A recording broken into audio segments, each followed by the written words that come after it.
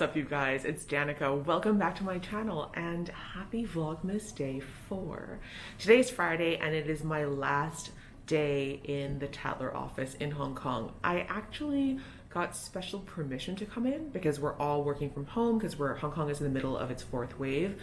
But I had to come in and clean out my desk, use my printer, and clean out my office because I'm moving to another location, but still working for the company. So because it's my last day and because no one is here, I thought I would take this opportunity to do a little tour of my office. We moved into this office about a year and a few months ago, so like a little bit over a year ago, and it is beautiful. It is on a high floor in a neighborhood called Wong Chuk Hang, which is on the south side of Hong Kong Island, and this office was custom built for our team. So let's take a look around. This is my last look and last walk around the Tatler Hong Kong office. When you walk through the door, here is our logo. This is a logo that we designed for the relaunch of the brand this past March. Usually Angel, our receptionist, sits here, but because everyone's working from home, she's not here today.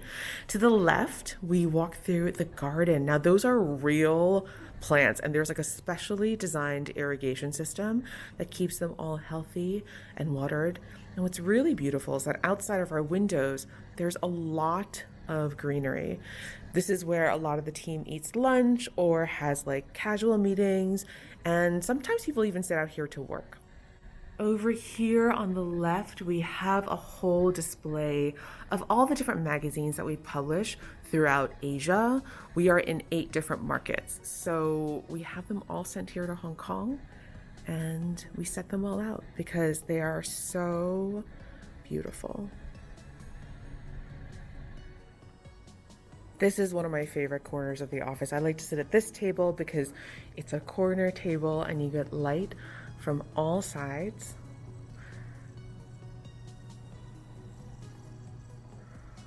Here our office overlooks a road that goes up through Pak Fu Lam, but you can also see the water from here.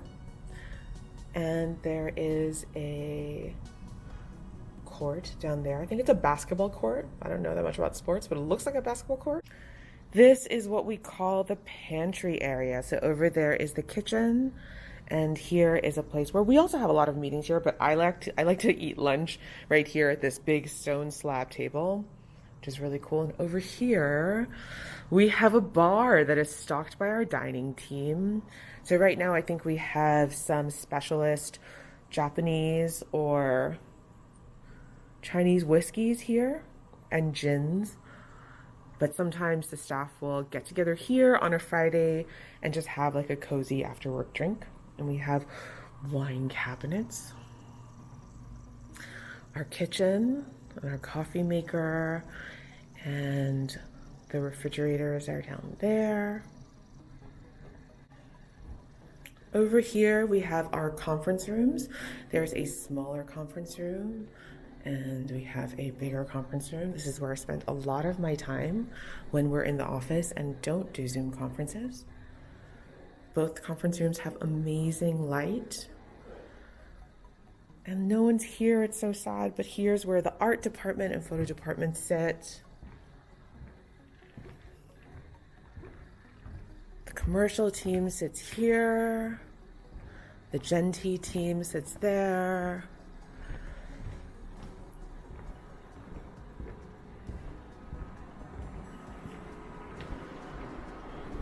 And then these offices belong to my friend Brendan, the Chief Commercial Officer, and Zita, who runs our dining team.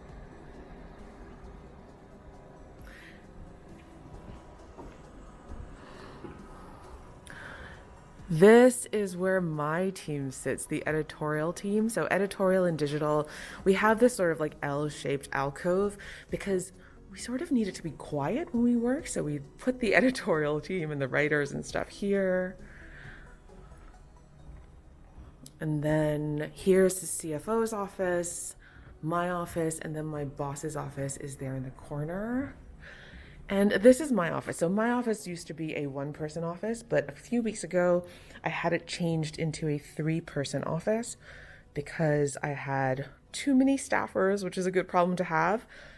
And I put Christy here, who's an associate editor, and then Sherry, who just moved to Taiwan, over there.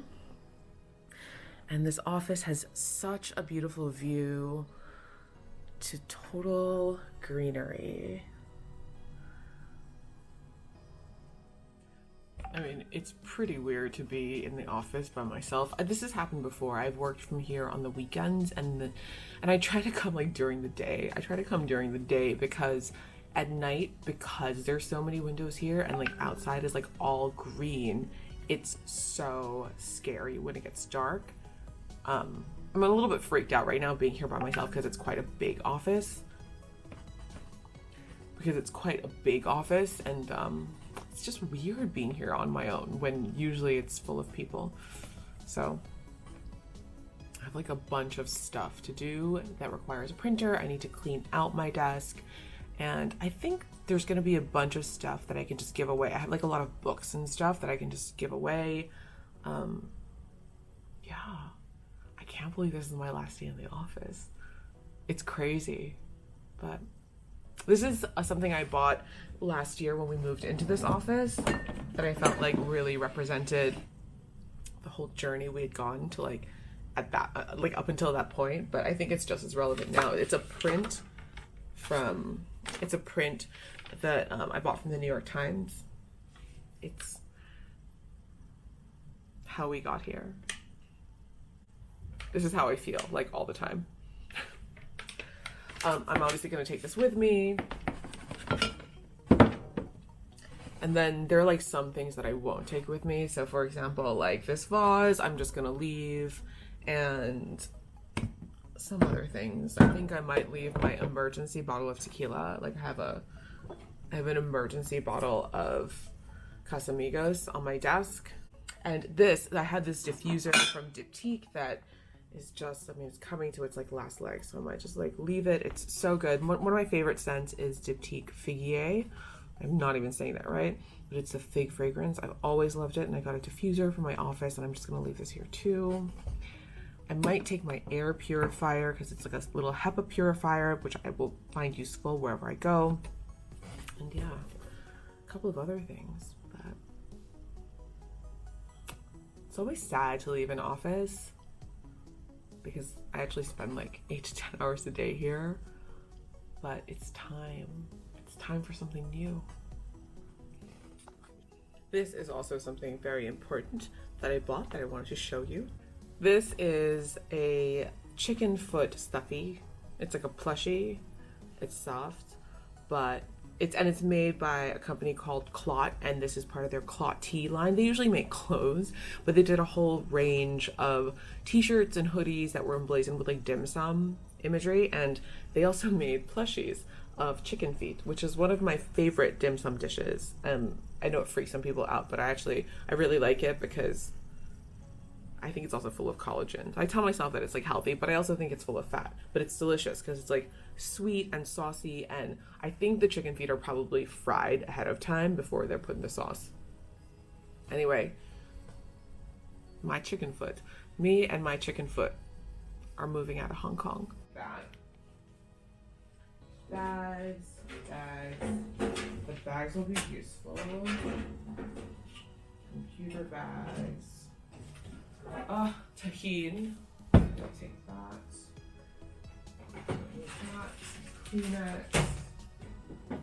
Hand sanitizer. Oh, this is so useful. I don't know if you've seen these, but if you have trouble, if you feel like uncomfortable breathing in a mask, these are like, well, I don't know what they're called. I want to call them like mask stents, but they're not stents. I don't know where that word comes from, but it holds the mask away from your face, and they're very lightweight, so they stay in your mask when you're wearing them. So those are useful. I have a whole bunch of those actually. You can wash them, which is great. Business cards I'll never use.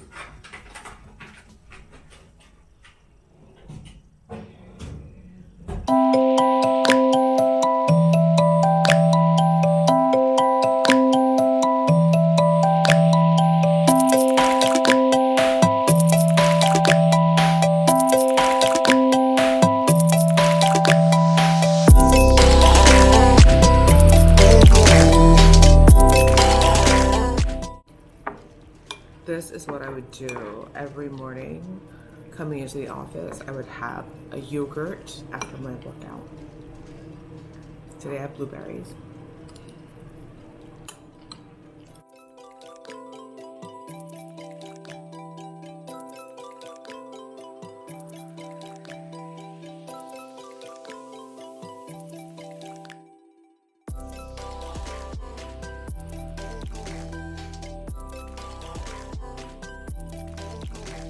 Okay, I made it back. I have 3 bags of stuff. Yeah, I am about to go meet one of my colleagues for coffee to talk about my transition out of my role here and into a new role. But yeah, I have like an hour before I go meet them. So maybe I'll walk over there. Okay, heading back out now. Okay, I bought a body lotion at Lush and now I'm just walking through a subway station carrying a Pansy body lotion on my way to drinks with Eric.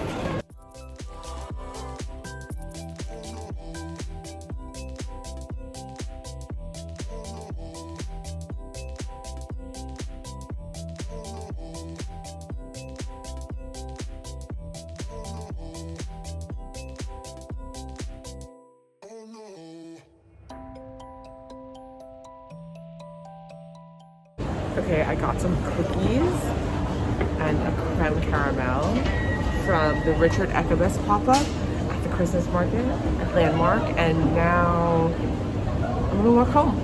It's 5:30. It feels like it's like much later, but it's great. It feels like winter.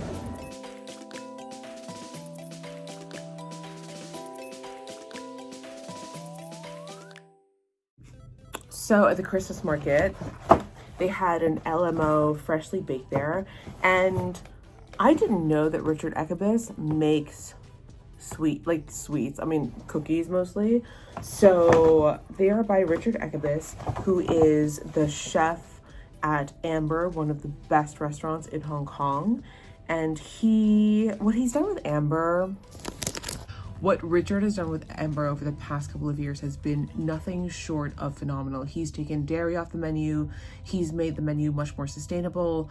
The food is incredible. And it was one of the first fine dining lunches that I had in Hong Kong. And I was absolutely blown away, not just by the food, but also the experience. So I'm so excited to try these cookies.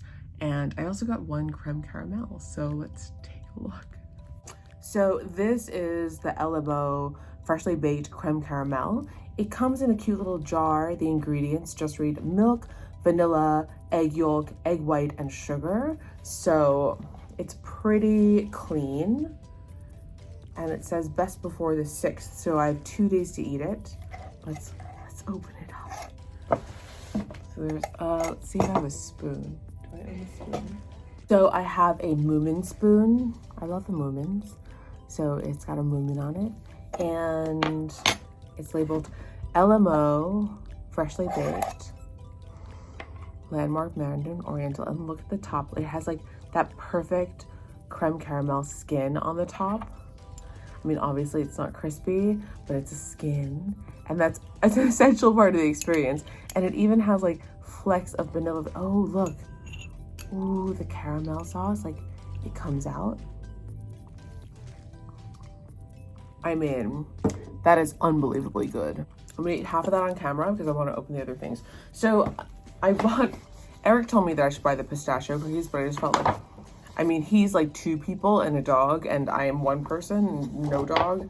So I got 2 things, and I feel like the Christmas market will continue to be there for the next 10 days while I'm here in Hong Kong, so I can always go back. But I got a brookie, which is a brownie cookie. A brookie. And I also got a sea salt financier. So this is usually served with like a coffee, but I obviously don't have oh my god, it smells unbelievable. So it has sort of like it's almost like it's like a toasted crust, so it's a little bit hard and firm on the outside, but it's tea cake like on the inside. And I'm excited. Oh, it's like a little bit caramelized, so it's a little sticky. And it is wonderful, and it's a little salty. I mean, if you ever get the chance to go to a Richard Eckerberg restaurant, you should go to Richard Eckerberg restaurant. Let's try the brookie. A brownie cookie. So let's see. It like breaks open like a brownie. So it's basically like a brownie in the shape of a cookie. It's good. It's good, but I would prefer it to be slightly sweeter. And I'll say this, I think in Hong Kong people are more sensitive to sweet in Asia in general, broadly speaking. And so I find that desserts here are generally less sweet, which is fine. In most desserts, it's fine because there are a lot of other flavors to work with. But for me, in brownies, I want it to be sweet. Because otherwise it just tastes like a cocoa cookie. Yeah. I feel like if this was sold in America, it wouldn't be called like a brookie, it would be called like a cocoa cookie. Okay, so what I did was I ate all the cookies and then I wanted something salty because after I eat something sweet, I always want something salty. And then I found the kimchi in my fridge and I ate all the kimchi and now my mouth is burning and I am definitely not hungry anymore because I ate all the kimchi and the cookies. So I think I'm done. No dinner. Therefore, that is my day. Yeah, that's Vlogmas day 4 done. I hope you enjoyed this video. These videos are so random, but it is what I actually like literally just get up to in my day-to-day. So please like and subscribe if you enjoy this video. And you can find me on Instagram at Danica.